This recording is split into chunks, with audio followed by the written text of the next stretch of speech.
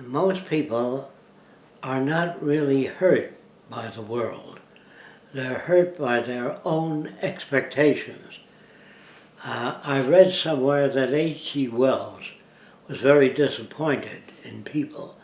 He felt we would have arrived at more of a scientific community than what we have today.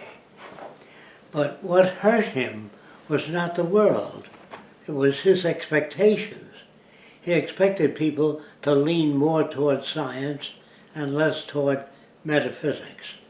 And he suspected that the system would gather intelligence and know the right direction. So what really hurt him was his own expectations. The real answer to that question is whatever happens in the world is real. What you think should happen is not real.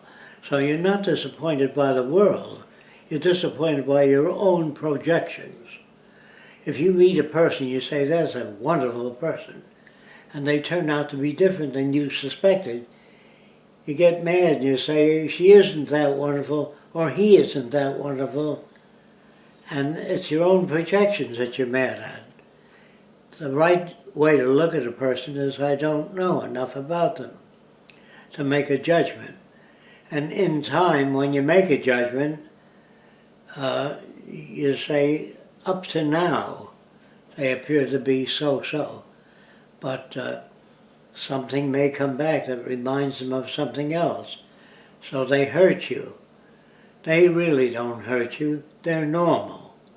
That is normal to their values. Like my mother would believe in religion because it's normal to her background. And when things get tough, she prays, rather than, because she doesn't know what else to do. What you have to do is take time out and try to inform people as to how to look at things. It may take you 2 or 3 years to do that, but we would expect to find people that understand what we say. When they shake their head, I guess, that doesn't mean they understand. It means they understand a limited amount. So the point is, what are your expectations? Now in chemistry, if you mix certain things together, certain things happen at a certain temperature. At different temperatures, the same thing doesn't happen. You can get mad and throw the experiment on the floor if you don't follow the rules. So if a person wants to be more analytical, they have to learn how to say, I don't know, or up to now, everything seems to be okay. My relationship seems to work out in many different areas, or more areas than I expected. Sometimes we're pleasantly surprised by the reaction of people we had a negative view of. I may have a negative view of you, but in time, observing what you do, my negative view becomes a positive view. But if I have a negative view, it means I was projecting. I really don't know. So the point is, when events occur that are tough, if a person deserts you at that time, you understand that they can't live under those conditions. They're not bad people, they revert back to their conditioning. Now, reverting back to their conditioning means if the world is catastrophic, if a man is shot and he's laying in the battlefield, he says, I hope the first aid people come soon. I don't feel very good. If they don't come soon, he says, where the hell are they? He expected them to come sooner, but they come as soon as they can come, whatever that is. And if you can't take it, you can swear all you want to. But if you continue to swear and continue to get angry, they're apt to arrive during that period. And you say, well, it's my prayers, because I hoped they would come and rescue me. That goes for...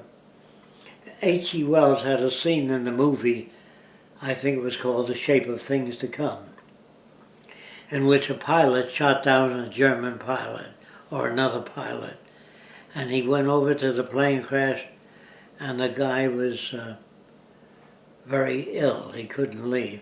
He said, the plane is going to explode and I'm badly damaged. So this guy gave him a gun to shoot himself. In the motion picture Airmail, there was a guy caught in an airplane. He couldn't get out. It was burning. So the guy shot him twice. Guy loved him, but he didn't want him to burn to death. Is that murder? What is it? If everybody claimed he was suffering so much from cancer, I shot him. Is that love? How do you talk about love? Do you know what I mean? If a person is suffering from cancer, he says, please, take my life. The doctor says, I can live 3 months with this condition. And you hear him crying out, suffering, and you shoot him. Are you a murderer? Are you kind? All those words are very difficult to deal with. It depends on the situation, depends on how attached you are to the person. If you don't give a damn about their suffering, you know what I mean? So when people begged certain doctors to take their lives, they were suffering too much. It was too much on their family. They didn't have a bank account to pay for this medical condition that they were under. And they said, please end my life because the pain is unbearable. And the Bible says you're not supposed to take a life, no matter what the pain is. That's your entry into heaven, especially in India. A person is suffering a great deal, they're paying off their karma. If you end that, you shoot them, they can't pay off their karma. So, well, you got all these crazy things that you are exposed to, and you use your logic thinking that it makes sense.